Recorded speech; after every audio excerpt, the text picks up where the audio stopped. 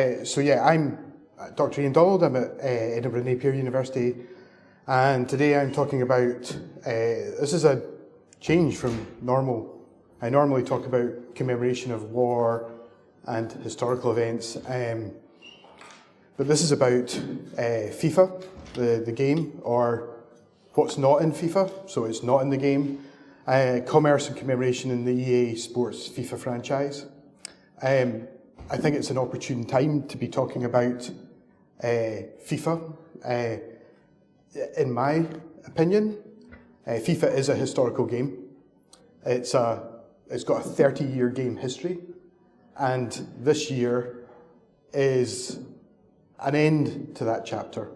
It is now going to be games history, and you can kind of see a little bit of the evolution of the game. That's every sort of 1993 was the first version, 2003, FIFA 13, FIFA 23. I think it's a great case example of what innovation in video games looks like, which is generally iterative. It's not these huge leaps. But the reason I think it's an opportune time to be looking at it is in May 2022, EA and FIFA, the governing body, failed to agree a new licensing deal. So this year we'll see the launch of EA Sports FC, and it comes at an opportune time for us to look at how the game blends live events and data, history, and commemoration within the commercial business model. So for all FIFA fans out there, you'll be glad to know that the Vice President of Brand for EA Sports has said nothing's going to change. Everything players love about FIFA will remain. The authenticity of 19,000 plus athletes, 700 plus teams, and 30 plus leagues is paramount. They'll still be fully licensed, and the immersive nature of that realism will be non-negotiable part of our FC future. Gianni Infantino, who gained a little bit of press towards the end of last year with some of the things he said at the World Cup, has maybe a little bit more salty, has said, "I can assure you that the only authentic real game that has the FIFA name will be the best one available for gamers and football fans.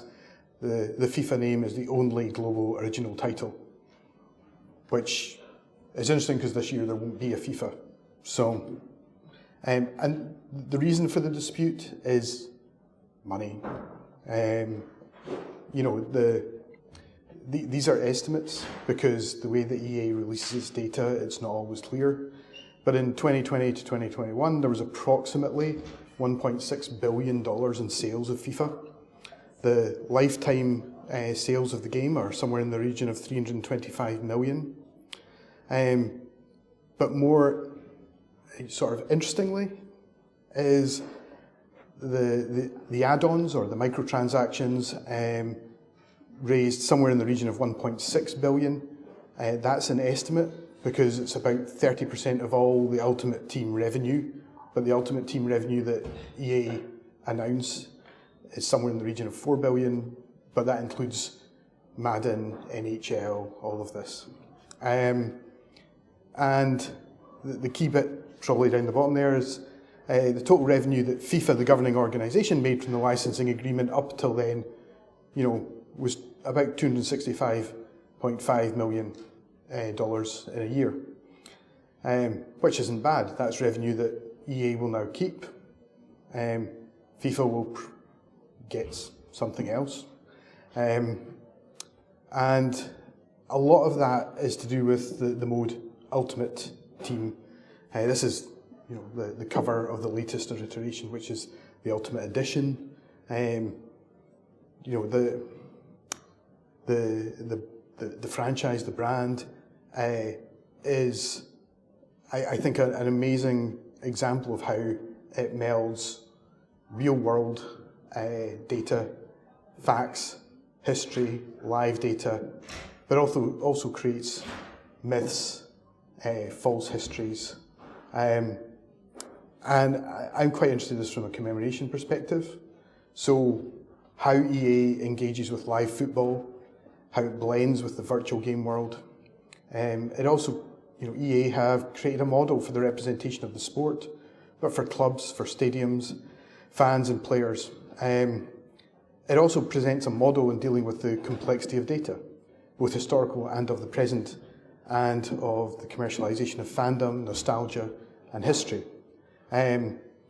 Icons, it took me a while to find the correct blend of icons because we're in Holland, I had to have one with Cruyff. It felt wrong if I didn't.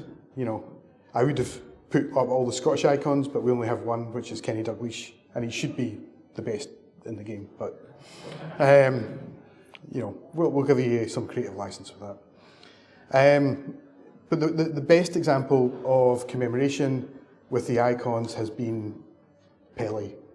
Pelé passed away at the end of last year, and what EA did was their fairly standard response to, somebody instrumental in the sport, somebody very famous, Pelé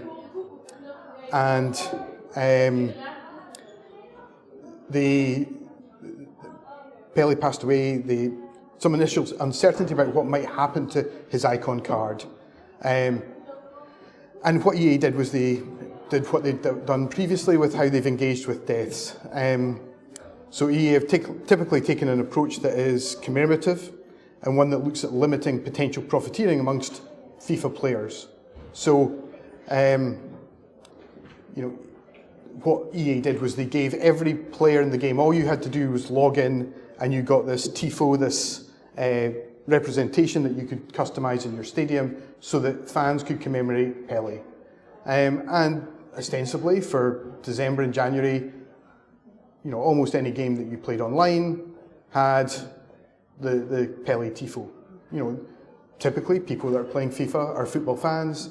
There was a collective remembrance for Pelé, and that was fine. But I think it also gives an indication of some of the problems that you can have. So the other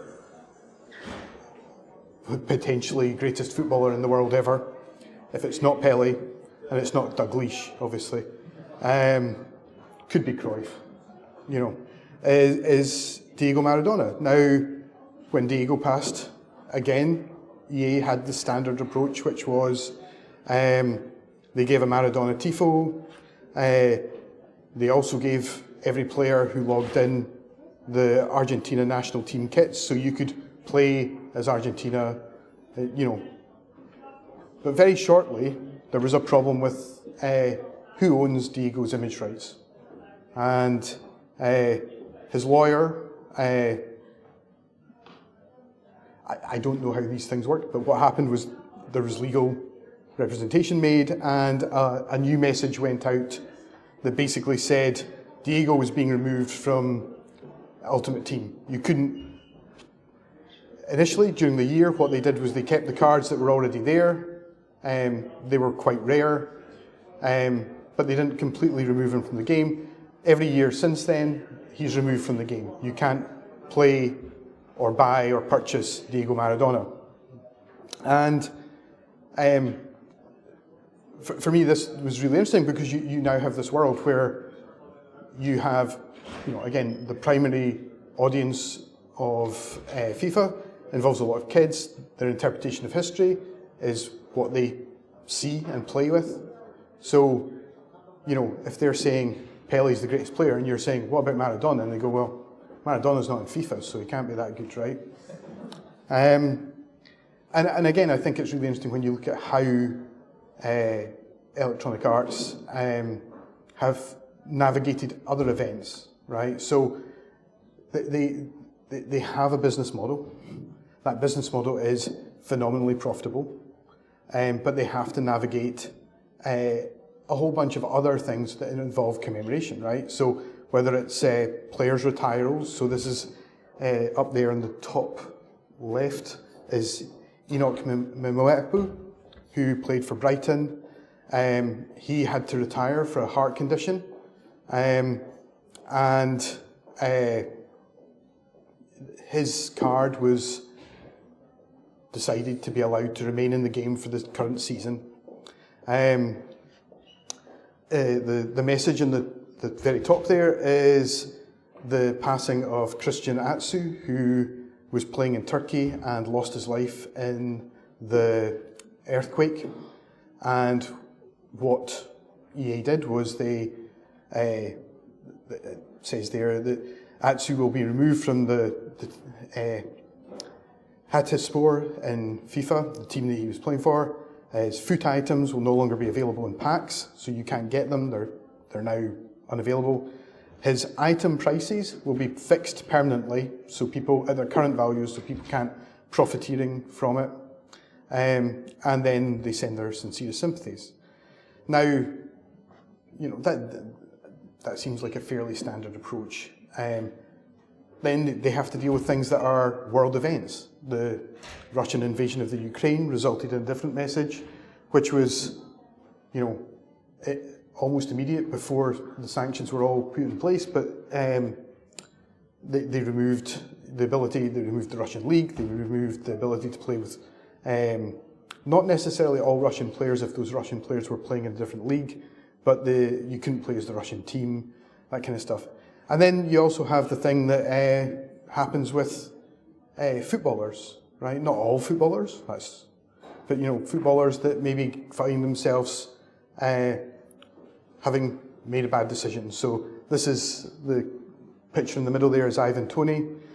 Ivan Toney is a footballer for Brentford in England. And this is his rule breakers card, which was released sometime last year. He has currently just been banned from football for the next 8 months because of gambling. He wasn't gambling on himself, I don't think. He was gambling on other teams, but that's forbidden. You know, so he's been suspended from playing football. Now, what's really interesting is he plays for Brentford. Brentford are sponsored by their owner. Their owner is somebody who runs a gambling business. Their sports shirt says Hollywood Bets. So, you know, and you know, one of the things that I was looking at that I think is even more interesting is in the Netherlands, you don't see those shirts, and you don't see those shirts with that sponsorship because it is banned in the Netherlands. But you know, the UK's gone a different way. So, you know, we're all for encouraging kids down the gambling route. So you can buy the Brentford shirt, you can buy the one that says Hollywood Bets. And again, I think it's really interesting when you see how you make these decisions, which players they allow to keep in the game, which ones they decide to remove from the game. And one of the things they're trying to do is to avoid profiteering, price gouging, trolling, griefing. But if there's one constant in all of this from the players, it's about the business model. And that business model is essentially, a lot of it revolves around monetizing nostalgia. Up here on the top left, top right is, if you want to, you can purchase or obtain Eric Cantona, and you can put him in a Leeds shirt. Next to that is a picture of the White Hart Lane Tottenham Stadium, the old Tottenham Stadium. That's now defunct, but that EA had that in game. It's no longer in the game. You have Oasis wearing the retro shirt and the retro shirt that you can buy. So whilst Icons, RetroKit stadiums are all available to be earned, typically if you want an explicit combination, you can expect to pay through coins or FIFA points, and this is where EA makes its money. And what I find interesting about all of this is the morphing of history.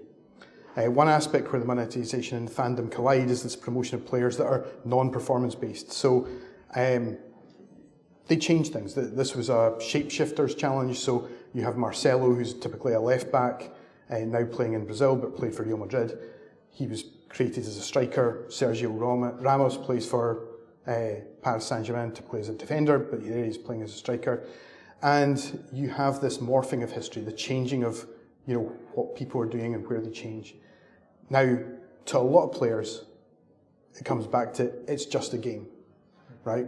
It's a fantasy world, you can play things, right? And I'm okay with that. It's like, but one of the things I find really interesting is if you don't know all of this stuff outside of football and you're only playing FIFA and you're learning things, then you're learning things that are kind of insane, but also really interesting. So, you know, if you look at how players are, they have better stats. We celebrate transfers. We're celebrating money. We're monetizing nostalgia. But I think the best way to sum this all up is how EA plays with the history. Is some of it is in the game, but most of it is at a cost. Okay, thank you.